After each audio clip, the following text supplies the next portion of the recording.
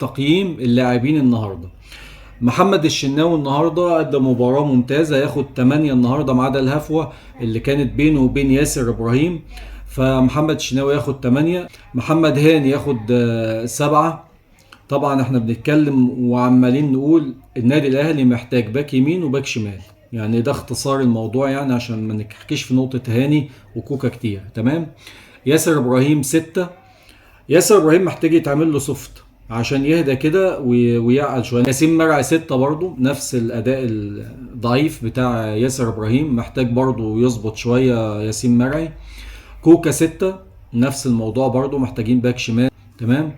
ديانج 7، اداء متوسط النهارده. مروان عطيه 7.5، اداء يعني متوسط برضه النهارده من مروان عطيه.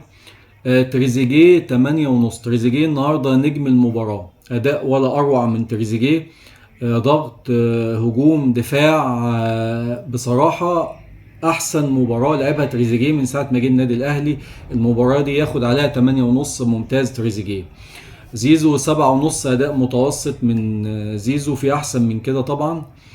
بن شرقي 8.5، أداء ولا أروع. هو النهاردة بن شرقي وتريزيجيه نجوم المباراة النهاردة بحق ربنا يتقال يعني. فبن شرقي أداء رائع النهاردة، ياخد 8.5. محمد شريف 7، أداء متوسط. جاب الهدف بس في حاجات كده كتير، فرص كتير ضاعت، ويعني عشان في الأول لسه بيرجع مش هنتكلم كتير، نقول 7. محمد شريف تمام. بن رمضان 6، أداء ضعيف، مش متوقع منه إطلاقا. بن رمضان لسه برضه ياخد 6. حمزة عبد الكريم 6.5، يعني برضه بداية، لسه بيبتدي، أداء متوسط. طاهر ياخد 6.5. إمام عاشور ياخد 8، عودة ممتازة من إمام عاشور.